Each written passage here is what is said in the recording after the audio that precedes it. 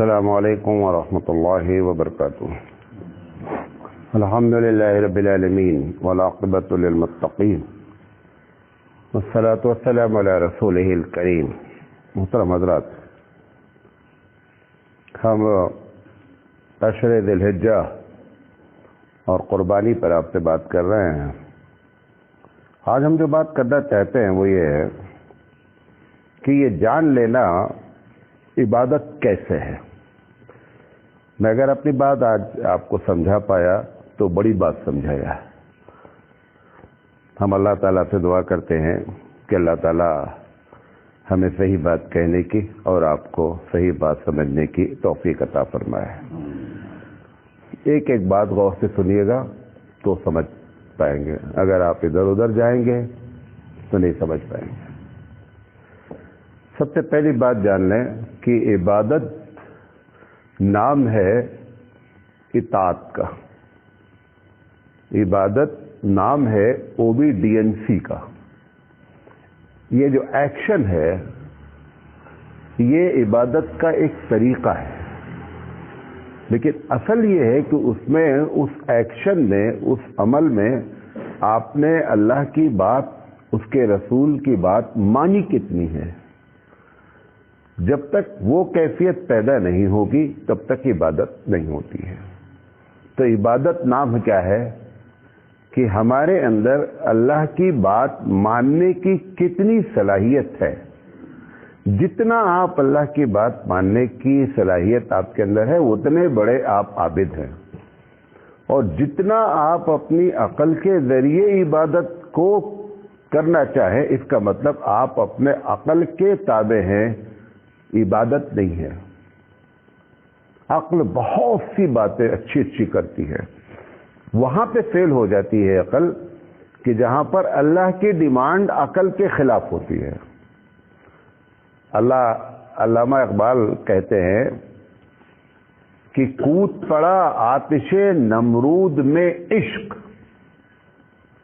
عقل ہے محو تماشائے لبے بام ابھی. کہہ رہے ہیں کہ جب ابراہیم علیہ السلام کے لیے آگ جلائی گئی تو عقل یہ کہہ رہی تھی ابراہیم علیہ السلام سے کہ تھوڑی دیر کے لیے تو بادشاہ کی بات مان لے اور اپنی جان بچا لے. اور جان بچانے کے لیے یہ سب کیا جا سکتا تھا. اللہ سے محبت کہہ رہی تھی کہ اللہ چاہتا ہے تو جل جائے، کود پڑ ابراہیم. تو عقل نے سمجھایا ابراہیم نکو کودو، عشق نے کہا کود پڑ. غالب کون آیا؟ اگر عقل غالب آ جاتی تو حقیقت میں پھر اللہ سے محبت نیچے ہو جاتی. تو جب ایک آدمی کو اللہ کی اطاعت مقصد ہوتا ہے تو پھر وہ یہ نہیں دیکھتا ہے کہ عقل کیا کہتی ہے. بات میری سمجھے؟ ایک ایک بات. اب دیکھیے، جو جتنی بھی عبادتیں ہیں وہ دو طریقے کی ہیں. کچھ عبادتیں آپ کو سمجھ میں آتی ہیں. مثال غریب کو مدد کرنا آتا ہے کہ یار یہ اچھا کام ہے. جتنی بھی عبادتیں ہیں وہ دو حصے میں تقسیم ہیں. عقل میں آنے والی 99% جو سمجھ میں آتی ہے، لیکن 1% اللہ نے رکھا ہے کہ یہ عقل کے تابع ہے. اگر میں عقل کے خلاف بھی کہہ دوں تو یہ مانتا ہے، یہ اپنے عقل ہی کو آگے رکھتا ہے. تو 1% خلاف کرواتا آپ کو. کیسے خلاف کراتا ہے؟ دیکھیے، وضو ٹوٹتا ہے. ایک ایک مثال دے رہا ہوں آپ کو. وضو ٹوٹتا ہے، ہوا کے گیس کے پاس ہونے سے وضو ٹوٹتا ہے. جب آپ وضو کرتے ہیں جس کی وجہ سے وضو ٹوٹا اس کو نہیں دھلتے آپ. عقل کیا کہہ رہی ہے؟ جس نے وضو توڑا ہے، جس کی وجہ سے وضو ٹوٹا ہے، پہلے اس کو دھلنا چاہیے، بات ختم ہو جانی چاہیے. جس کی وجہ سے وضو ٹوٹا اس کو دھلا ہی نہیں گیا، بقیہ سب کو دھلا گیا. جتنا کا وضو توڑنے میں کوئی کیریکٹر نہیں ہے نہیں بات. یہ کیا ہے؟ یہ عقل میں نہ آنے والی بات ہے. اللہ نے کہا ایسے ہی کرنا ہے آپ کو. اب اگر فلسفہ آپ بیان کریں گے تو بولیں گے نہیں، یہ ہاتھ منہ دھلنے سے کیا فائدہ، جس کی وجہ سے وضو ٹوٹا ہے وہ دھل لیتے ہیں, ختم ہو جائے گا وضو, پھر کمپلیٹ ہو جائے گا, نہیں ہوگا. اللہ تعالیٰ کو شرک سے سخت نفرت ہے. بارہ میری بات آپ سنتے رہتے ہیں, یہاں تک کہ اتنا رحمان اور رحیم ہونے کے باوجود اس نے قرآن میں کہہ دیا کہ میں شرک کرنے والے کو قطعی نہیں بخشوں گا. ان اللہ لا یغفر ان یشرک بہ ویغفر ما دون ذلک, ہم شرک کرنے والے کو قطعی نہیں بخشیں گے. شرک کیا ہے؟ اللہ کی طرح عبادت میں کسی کو شریک کرنا بھی شرک ہے. آپ سے کہا گیا حجر اسود کو چومو, کیا کرو؟ حجر اسود کو چومو. کہا گیا اس کے علاوہ کسی پتھر کو چوما تو شرک اکبر ہے. اب ایک سوال یہ, اصول تو یہ بنایا کہ پتھر کا چومنا کیا ہے, شرک ہے, پھر خود ہی کہتا پتھر چومو.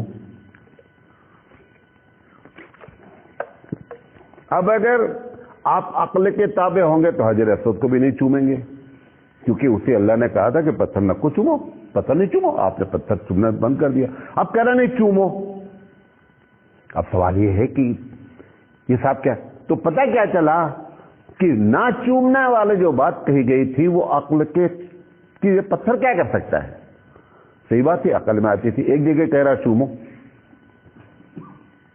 اچھا کہہ رہا ہے کہ کسی بھی عمارت, کسی بھی شخص کو گھومنا بیوقوفی ہے. ایک عمارت میں گھوم کے آپ کیا کریں گے؟ اس نے کہا شرک اکبر ہے اگر کوئی کرتا ہے. بیت اللہ میں کہتا ہے کہ سب سے بڑی عبادت گھومنا ہے. سب سے بڑی عبادت کیا ہے؟ گھومنا ہے. تو عقل کے خلاف جب وہ ٹیسٹ لیتا ہے تو بھاری ٹیسٹ ہوتا ہے. عقل کے اکارڈنگ جب ٹیسٹ لیتا ہے تو بڑا ایزی ہوتا ہے, بات سمجھ میں آ جاتی ہے, آدمی بندہ عبادت کر گزرتا ہے. کہتا ہے کہ کسی کو تکلیف نہیں پہنچاؤ, حتیٰ کہ حدیث میں ہے کہ سوراخ میں پیشاب بھی نہیں کرو. کیوں؟ ہو سکتا ہے اس میں کوئی جانور ہو, اس کو تکلیف ہو, یا تم کو تکلیف پہنچا دے, دونوں ہو سکتا ہے. لیکن اس کو تکلیف پہنچانا بہت بڑا جرم ہے ہمارے نزدیک. حتیٰ کہ درخت کو کاٹنے کے لیے کہا گیا ہے کہ ہر درخت کو آپ بے مطلب نہیں کاٹیں. اتنا رحم و رحمان. وہ کہتا ہے کہ نہیں صاحب, ان 10 دنوں میں ہم کو سب سے زیادہ پسند ہے کہ تم کاٹو. کیا کہتا ہے؟ کاٹو. عقل کہہ رہی تھی کہ اتنا رحمان اور رحیم اور رحمان شفقت کی تعلیم دینے والا اسلام کو چاہیے تھا کہ وہ قطعی بھی مانساہاری ہوتا ہی نہیں, کیونکہ اتنی تعلیمات ہیں رحم مرسی کی, شفقت کی, کہ اس کو کہنا چاہیے تھا کہ نہیں دیکھو یہ جانوروں کو تکلیف پہنچانا ایک دم. تو ایک جگہ اس نے آ کر کے کہہ دیا کہ نہیں صاحب آپ یہاں پہ قربانی جو کریں یہ عبادت ہے. تو ایک طریقہ اللہ تعالیٰ کا یہ ہوتا ہے عبادت کا کہ عقل کے خلاف آپ کو آزمانا. عقل کے مطابق کام کرتے رہنا بہت آسان کام ہوتا ہے, عقل کے خلاف کام کرنا اصل معلوم ہوتا ہے کہ بندے کو اپنے رب سے کتنا پیار ہے. آپ کو معلوم ہوگا, بہت مشہور بات ہے کہ محمود غزنوی کا ایک غلام تھا جس کا نام تھا ایاز. بہت مشہور ہے ایاز اور محمود کے قصے. تو محمود تھا غلام, لیکن منسٹر کے لیول پر بادشاہ اس کا احترام کرتا تھا غلام کا. تو ایک دن منسٹروں نے کہا کہ کیا ایسی چیز ہے اس کے اندر, ہے تو یہ سلیو غلام ہے اور آپ اس کو اتنا سر پہ چڑھائے ہوئے ہیں. تو نے کہا ٹھیک ہے ایک دن بتا دیتے آپ کو. کس نے کہا؟ محمود نے کہا بتا دیتے ہیں کہ وجہ کیا ہے. ایک دن محمود نے سب کو بلایا, منسٹر, پی ایم, سب کو بلایا. کہا جو ہمارے خزانے میں سب سے قیمتی ہیرا رکھا ہے, ٹریزرر سے کہا کہ جاؤ نکال لاؤ. بڑا قیمتی ہیرا تھا, رکھ دیا گیا. اس نے کہا کہ اس کو توڑ دو, منسٹر سے کہا. تو منسٹر نے کہا کہ کتنی قیمتی چیزیں برباد جائے گی, کچھ آپ تھوڑا سا سوچ سمجھ کر فیصلہ کریں. ایک ایک کو بلاتا گیا, سب کو الگ رکھا پہلے, ایک کو بلایا کہ توڑو اس کو, وہیں کلہاڑا رکھا کہ توڑو.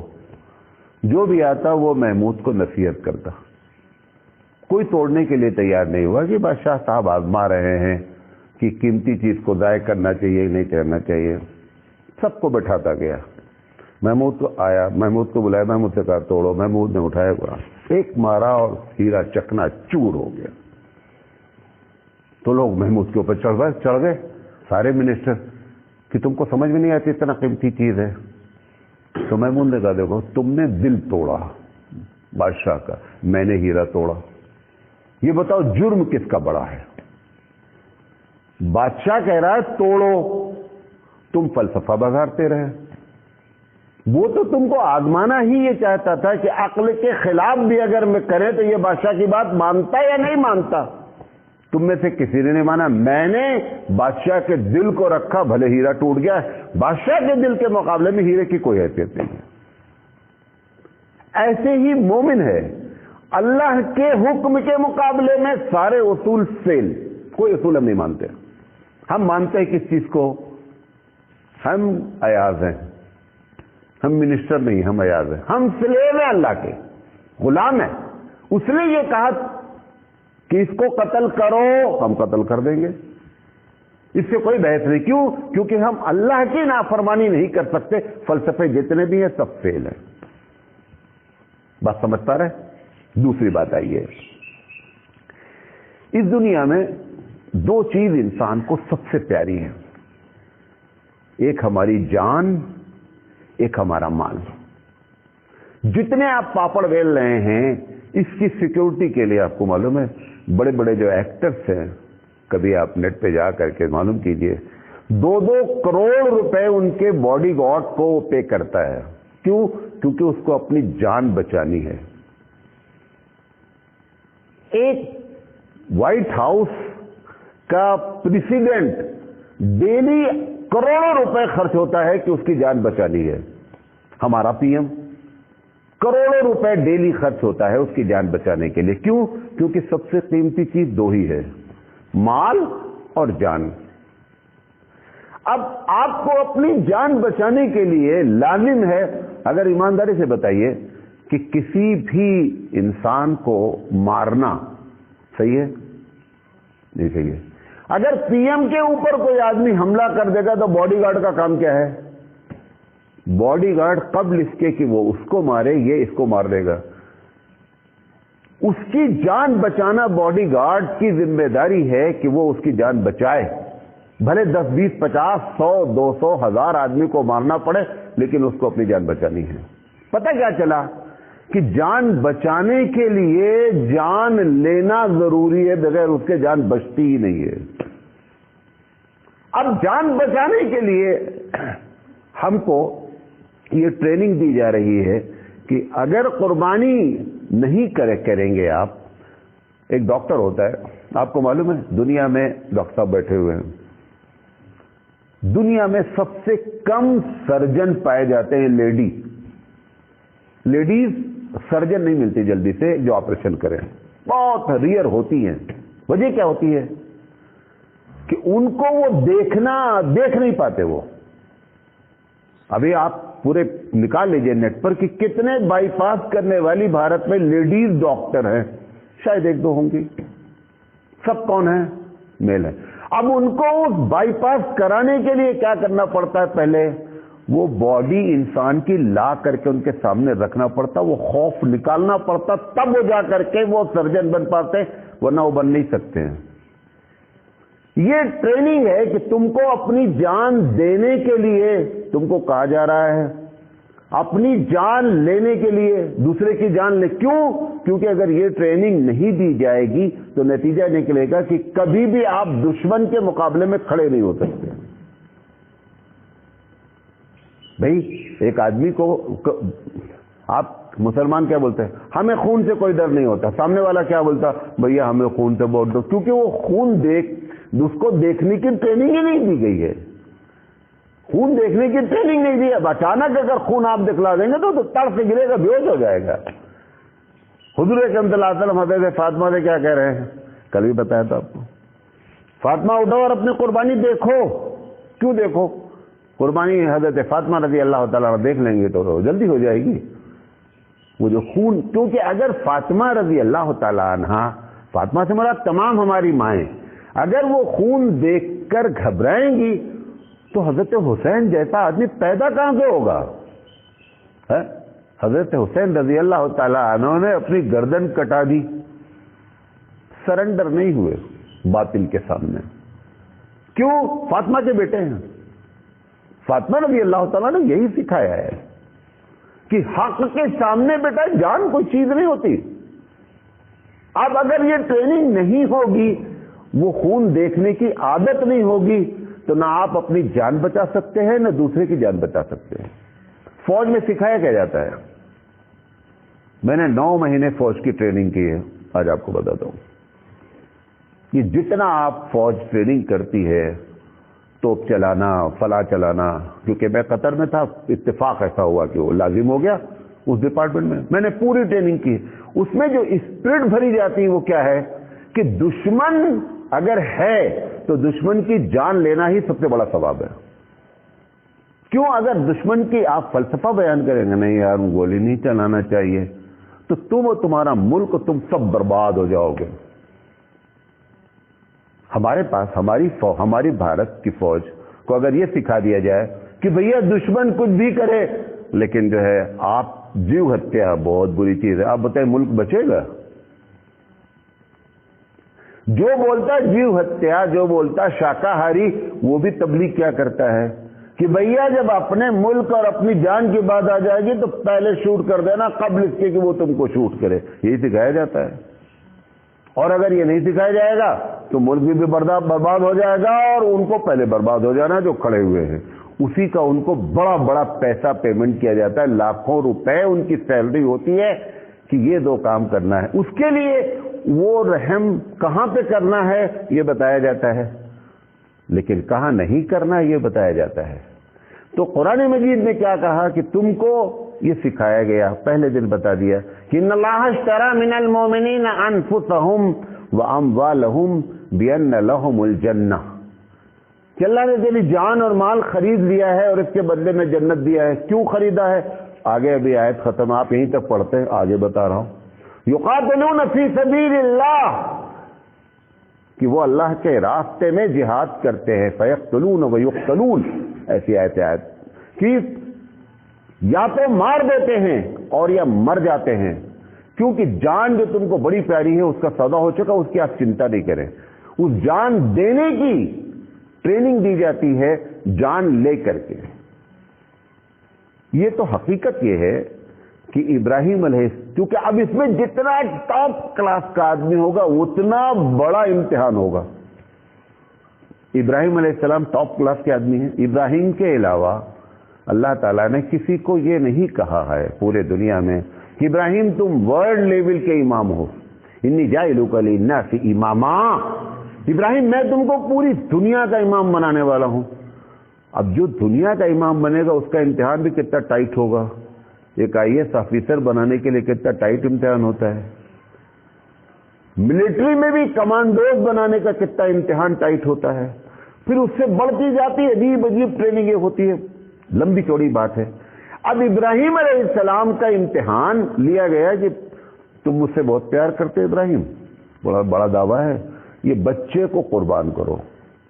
یہی مطالبہ ہم سے بھی اللہ کرنا چاہتا ہے حقیقت میں کہ تم اپنے بچے کو قربان کرو. اب 2 چیزیں ٹکرا گئی، امتحان اور اللہ کی محبت بندوں سے.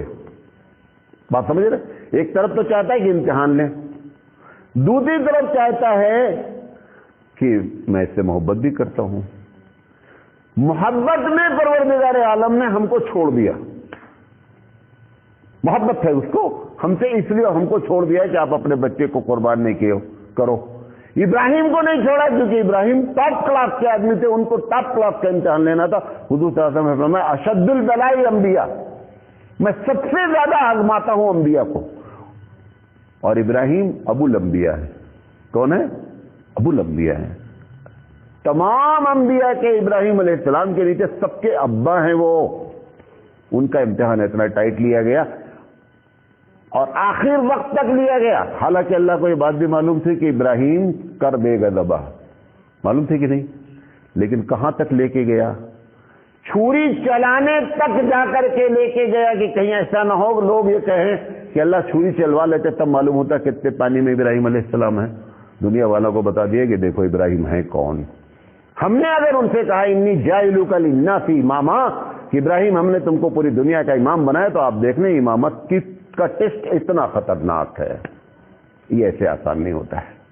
تو پروردگار عالم نے یہ جو رکھا کہ جان لے لی جائے یہ عبادت ہے، کیونکہ اگر یہ جان لینا عبادت نہیں رکھا جائے گا تو آپ اپنی حفاظت نہیں کر سکتے ہیں. یہ دوسری وجہ بتا رہا ہوں. اور نہ اپنے دیش کی حفاظت کسی کی بھی نہیں کر سکتے.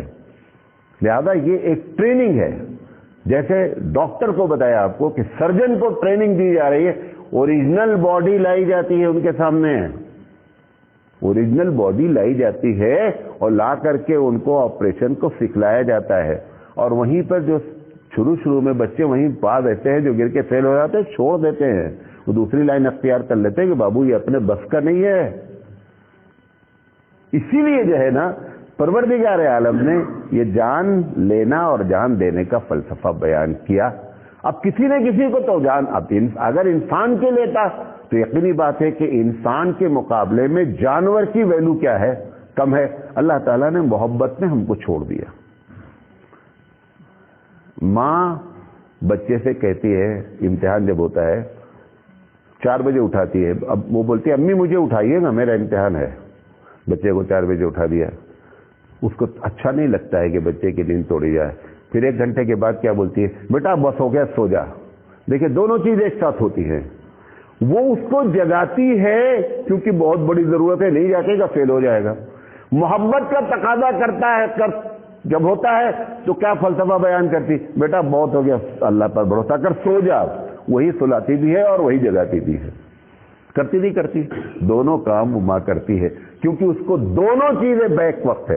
پروردگار عالم بھی دونوں بیک وقت. کیوں ہمیشہ اللہ نے اپنی محبت کو کس سے موازنہ کیا ہے؟ پیرنٹ سے. اللہ ایک طرف امتحان بھی لیتا ہے اور محبت کا تقاضا ہے کہ آپ کو چھوڑ دیا ہے. ورنہ حقیقت میں یہ اس بات تھی کہ ہم کو بھی اپنی اولاد کم سے کم لائف میں ایک کو ضرور قربان کرنا پڑتا. اسے معلوم تھا کہ نہیں کر پائیں گے، کیوں؟ ابراہیم کا ایمان سب کو نصیب نہیں ہوتا. تیسری اور آخری بات، دنیا میں جتنے بھی مذہب ہیں یہ اتفاق ہے، اتفاق نہیں بلکہ حسن اتفاق ہے کہ ہر مذہب میں جان لینا عبادت ہے. جس کو آپ بلی کہہ لیں، قربان، ہر مذہب میں. جو مذہب آسمانی ہے، جو بندے نے بنایا ہے، اس کی باتیں کر رہا ہوں. یہودی ہیں، عیسائی ہیں، مسلمان ہیں، یہ 3 اپنے آپ کو چیلنج کرتے ہیں کہ ہم ریویلڈ مذہب ہیں، ہم آسمانی مذہب ہیں، ہمارے انسان نے اس مذہب کو نہیں بنایا ہے. قرآن مجید کہتا ہے لِكُلِّ أُمَّةٍ جَعَلْنَا مَنْسَكًا، کہ ہم نے ہر قوم میں قربانی رکھی ہے. اسلام کا ایک فلسفہ ہے جو بتانا چاہتا ہوں آپ کو کہ جتنی بھی عبادت اس دنیا میں ڈفرنس وے سے پائی جاتی ہے، اسلام نے ان سب کو اکٹھا کیا ہے. یہ الگ بات ہے کہ اس اکٹھا کرنے میں اس نے کیا کیا ہے کہ اس کے اندر جو عبادت میں خرابی تھی اس کو چھانٹ کے پھینک دیا ہے، فلٹر کیا ہے. یہودی کے یہاں عبادت کے طریقے میں قربانی تھی، اسلام کو قربانی رکھنی ہی رکھنی. یہودی کے یہاں بھی سجدہ ہے، رکوع، سب کو ایک ایک پارٹ نصیب ہے. اللہ نے مسلمانوں کے لیے ساری عبادت کو کیا کر دیا؟ مجموعہ کر دیا. امت مسلمہ کا تمام امت پر جو سب سے اعلیٰ اور افضل ہونے کی ایک وجہ یہ ہے کہ سب کو عبادت کا ایک پارٹ نصیب ہے. امت مسلمہ کو تمام عبادتوں کا مجموعہ ہے. کیونکہ قربانی سب کے یہاں تھی، لہذا کوئی ہم کو یہ نہیں کہہ سکے کہ ہمارے یہاں بلی دینا، قربانی کرنا عبادت ہے جبکہ آپ کے یہاں جیو ہتیا ہے. ہمارے یہاں بھی وہ عبادت ہے. کوئی بھی مذہب تو درکنارے. قاری طیب علیہ الرحمہ کہتے ہیں کہ دنیا کی ہر مخلوق عبادت کرتی ہے کوئی کھڑا ہے عبادت کر رہا ہے، انہوں نے کہا جیسے درخت ہے وہ قیام کی حالت میں عبادت کر رہا ہے، پہاڑ ہے تشہد کی حالت میں عبادت کر رہا ہے، جانور ہیں رکوع کی حالت میں ہیں، رینگنے والے ہیں سجدے کی حالت میں، ان سب کو ملا کر آپ کو عبادت میں دے دیا گیا۔ کوئی بھی قوم، بلکہ کوئی بھی قوم نہیں، کوئی بھی مخلوق آپ کو چیلنج نہیں کر سکتی کہ میرے پاس یہ عبادت کا طریقہ ہے اور آپ کے یہاں موجود نہیں ہے۔ حتیٰ کہ غیر مسلم ہندو بھی چیلنج نہیں کر سکتا کہ میں صاحب پتھر پوچھ کر عبادت کرتا ہوں، تمہارے یہاں پتھر پوجنا منع ہے، ہمارے یہاں وہاں اجازت ہے جہاں اجازت ہونی چاہیے، ہم بھی پتھر کو چومتے ہیں، وہ بھی ہم ثواب سمجھ کر چومتے ہیں، وہ بھی اس کو چومتا ہے ثواب سمجھ کر۔ ان کے یہاں بھی مندر کا طواف ہے، ہوتا ہی نہیں ہوتا ہے، گھومتے چکر کھاتے ہیں۔ ہمارے یہاں بھی کوئی بھی ایک چیز ایسی نہیں ہے کہ جو حقیقی طور پر عبادت کے نام پر ہوتی ہو اور ہمارے یہاں وہ عبادت موجود نہ ہو۔ فرق یہ ہے کہ ہم نے ان کے طریقے کو ہمارے رسول نے فلٹر کیا ہے، صحیح کیا ہے، جو چیز زیادہ تھی عبادت میں اس کو کینسل کیا ہے، اور جو چیز ان کے یہاں نکال تھی اور بھول گئے ہیں اس کو ایڈ کیا ہے۔ 3 باتیں کی میں نے۔ جو باتیں ان لوگوں نے اپنے مذہب میں عبادت تھی اور بھول گئے تھے، ہمارے نبی نے اس کو ایڈ کر دیا اللہ کے حکم سے۔ جو چیزیں انہوں نے زیادہ کر رکھی تھیں اس کو اٹھا کر کے کنارے کر دیا ہے، اور اس کے بعد یہ فلٹر کر کے کیا کیا آپ کے سامنے پیش کیا ہے۔ لہذا یہ بنیادی وجہ ہے کہ یہ جان لینا عبادت ہے، اور جب تک کوئی آدمی جان نہیں لے گا اپنے آپ کو بچا نہیں سکتا، دونوں لحاظ سے نہیں بچا سکتا ہے۔ کل ہم انشاءاللہ زندگی رہی تو یہ بات بھی کریں گے آپ سے کہ یہ جان لینا بے رحمی ہے کیا، اس پر ایک بات کریں گے انشاءاللہ زندگی رہی۔ اللہ تعالیٰ سے دعا ہے کہ اللہ تعالیٰ کہنے سے زیادہ عمل کرنے کی توفیق عطا فرمائے۔ وآخر دعوانا ان الحمد للہ رب العالمین۔